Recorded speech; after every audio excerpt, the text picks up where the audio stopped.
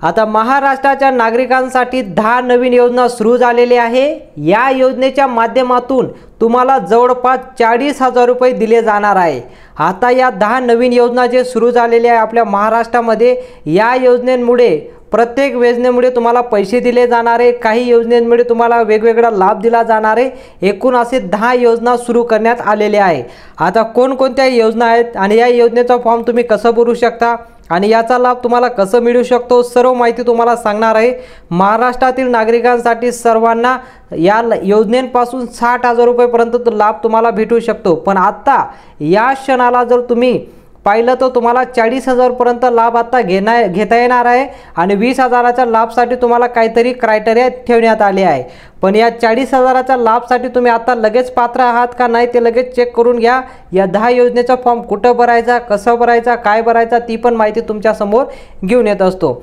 आता बघा, या ज्या 10 योजना आहेत, राज्यातील सर्व आर्थिकदृष्ट्या गरीब नागरिकांना या 10 योजनांच्या माध्यमातून भरपूर लाभ मिळणार आहे। या ज्या योजना आहेत, या योजनेच्या माध्यमातून अशा व्यक्तींना याचा लाभ दिला गेला आहे ज्या आर्थिकदृष्ट्या गरीब व्यक्ती आहे, गरीब कुटुंब आहे, या कुटुंबांसाठी योजना सुरू केलेली आहे आपल्या महाराष्ट्रामधून। आणि जास्तीत जास्त मध्यमवर्गीय व्यक्तींसाठी योजना सुरू केलेली आहे आणि त्यांना याचा लाभ भेटला पाहिजे म्हणून या योजना सुरू केलेल्या आहे। पटापट मी तुम्हाला सांगतो कोणकोणत्या योजना आहेत, या योजनेच्या माध्यमातून तुम्हाला कसा लाभ मिळेल। सर्वात पहिली जी योजना आहे ती योजना आहे लाडका भाऊ योजना। तुम्हाला माहिती आहे योजना ही ऑलरेडी सुरू होती, पण आता हे नवीन पद्धतीने योजना सुरू करण्यात आलेली आहे। जसं लाडकी बहीण योजनेचा तुम्हाला लाभ दिला जातो तसंच आता लाडका भाऊ योजनेच्या माध्यमातून तुम्हाला लाभ दिला जाणार आहे। ही जी योजना आहे ही महाराष्ट्राच्या विद्यार्थ्यांसाठी सुरू केलेली आहे। या योजनेमधील प्रत्येक महिन्याला 10,000 रुपयेपर्यंत रक्कम प्रत्येक विद्यार्थ्यांच्या खात्यात जमा केली जाणार आहे। म्हणजे जो विद्यार्थी शाळा शिकतोय त्यांच्यासाठी योजना आहे आणि त्यांना याचा लाभ भेटला पाहिजे म्हणून योजना सुरू केलेली आहे। त्यांच्या शिक्षणासाठी त्यासाठी जे पैसे, पालन पोषणासाठी जे पैसे लागणारे ते सर्व या योजनेच्या माध्यमातून त्यांना दिले जाणार आहे। यासाठी कोणकोणतं कागदपत्र लागणार आहे आणि कुठं जमा करायचं ते सर्व माहिती मी तुम्हाला नंतर सांगतो। पण पहिले आपण कोणकोणत्या 10 योजना आहेत ते सर्व योजनेबद्दल आपण जाणून घेऊया। नंतरची जी योजना आहे ती म्हणजे दुसरी योजना प्रधानमंत्री उज्ज्वला योजना। आता प्रधानमंत्री उज्ज्वला योजनेच्या मार्फत आर्थिकदृष्ट्या सक्षम नसणाऱ्या कुटुंबांना मोफत 3 गॅस सिलेंडर दिले जाणार आहे। याचा लाभ घेण्यासाठी तुम्हाला ऑनलाईन पद्धतीने फॉर्म भरावा लागेल। याचा फॉर्म तुम्हाला ऑनलाईन पद्धतीने भरावा लागेल। या योजनेच्या माध्यमातून तुम्हाला 3 सिलेंडर दिले जाणार आहे। आता यासाठी क्रायटेरिया काय ठेवण्यात आली आहे, लाभार्थ्यांचे वय 18 वर्ष पूर्ण पाहिजे, अर्जदाराकडे राष्ट्रीयकृत बँक खाते असायला पाहिजे, म्हणजे बँकेचं पासबुक असणे गरजेचं आहे। अर्जदार हा भारत देशाचा रहिवासी असला पाहिजे, अर्जदाराकडे रेशन कार्ड असायला पाहिजे, अर्जदाराकडे गॅस कनेक्शन नसावे। बघा, आता उज्ज्वला गॅस कनेक्शनसाठी दुसरं वेगळं कुठलं कनेक्शन नसेल त्या व्यक्तीने यासाठी फॉर्म भरू शकता आणि महिलांच्या नावावर असणे गरजेचं आहे। म्हणजे कुटुंबामध्ये महिलांच्या नावावर तुम्हाला जर तुमचं gas connection, Ujjwala gas connection हवं आहे ते महिलांचं नाव असणे गरजेचं आहे, तरच तुम्हाला याचा लाभ दिला जाणार आहे। जर पुरुषांच्या नावावर असेल तर याचा लाभ दिला जाणार नाही। आता पुढची योजना आहे लेक लाडकी योजना। आता तुम्हाला माहिती आहे लेक लाडकी योजनेच्या माध्यमातून तुम्हाला पैसे दिले जाणार आहे। ते पैसे कसं दिले जाणार आहे, या योजनेमध्ये मुलींच्या जन्मापासून ते 18 वर्ष पूर्ण होईपर्यंत 1,01,000 रुपये त्या मुलींच्या खात्यात जमा करण्यात येणार आहे। आता यासाठी क्रायटेरिया काय ठेवण्यात आला आहे, तुमचं उत्पन्न 1 लाखापेक्षा कमी असणे गरजेचं आहे। या योजनेसाठी मुलांचा जन्म किंवा मुलीचा जन्म, मुलगा असो किंवा मुलीसाठी याचा जन्म पाहिजे 1 एप्रिल 2023 नंतर असायला पाहिजे। म्हणजे 2023 नंतर जेवढ्या पण मुली जन्माला त्यांना लेक लाडकी योजनेसाठी फॉर्म भरू शकता। आता पुढची योजना आहे मुख्यमंत्री वयोश्री योजना। या योजनेमधून ज्येष्ठ नागरिकांना ज्यांचे वय 65 वर्ष पूर्ण आहे त्यांना आता या योजनेमार्फत 3,000 रुपये त्यांच्या खात्यात जमा केले जाणार आहे। बघा, आता मुख्यमंत्री वयोश्री योजना जी आहे या योजनेच्या माध्यमातून ज्यांचं वय 65 वर्ष पूर्ण झालेले आहे त्यांना योजनेच्या मार्फत 3,000 रुपये दिले जाणार आहेत, त्यांच्या बँक खात्यात जमा होणार आहे। आता यासाठी कोणकोणते डॉक्युमेंट लागणार आहे, लाभार्थ्यांचे वय 65 वर्षापेक्षा जास्त असायला पाहिजे, अन्यथा लाभ मिळणार नाही। ठीक आहे, अर्जदार महाराष्ट्राचा रहिवासी असला तरच त्यांना फॉर्म भरता येणार आहे। अर्जदाराचे उत्पन्न 2 लाखापेक्षा कमी असले पाहिजे। बघा 2 लाखापेक्षा उत्पन्न कमी पाहिजे तरच तुम्हाला याचा लाभ घेता येणार आहे। अर्जदाराकडे पिवळे किंवा केशरी रेशन कार्ड असले पाहिजे। बघा एवढे क्रायटेरिया ठेवण्यात आले आहे। आता पुढची योजना पाहू शकता तुम्ही, PM किसान योजना। या योजनेच्या माध्यमातून बघा आता या योजनेचा लाभ कसा दिला जाणार आहे, PM किसान सन्मान निधी योजना। या योजनेच्या माध्यमातून शेतकऱ्यांना याचा लाभ दिला जातो।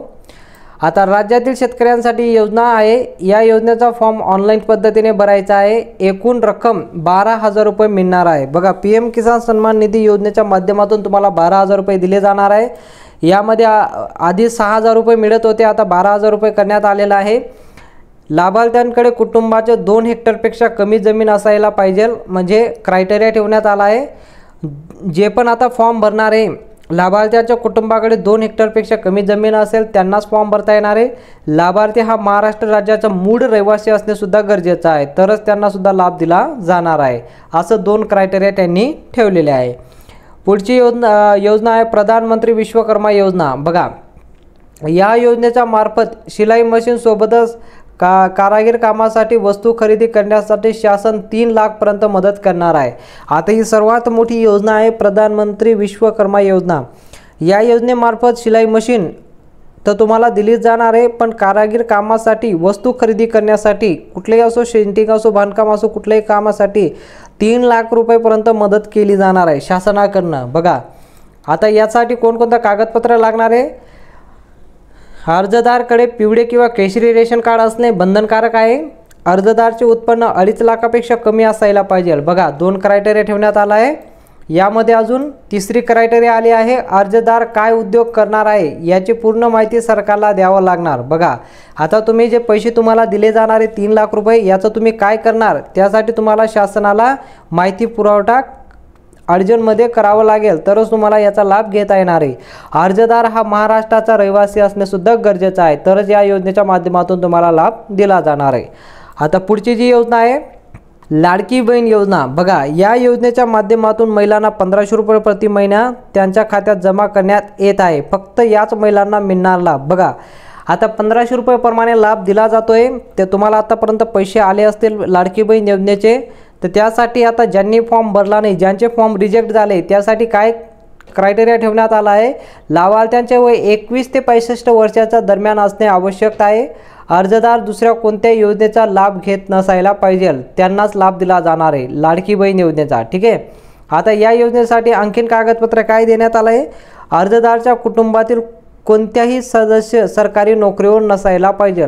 अर्जदाराकडे आधार कार्ड, जन्म दाखला, सर्व कागदपत्र असणे गरजेचं आहे। बघा ज्या बहिणींना लाडकी बहीण योजनेचा लाभ मिळत नाही त्यांना एक क्रायटेरिया ठेवण्यात आलेला आहे। हे 4 कागदपत्र जमा करून तुम्ही लाडकी बहीण योजनेचा परत लाभ घेऊ शकता।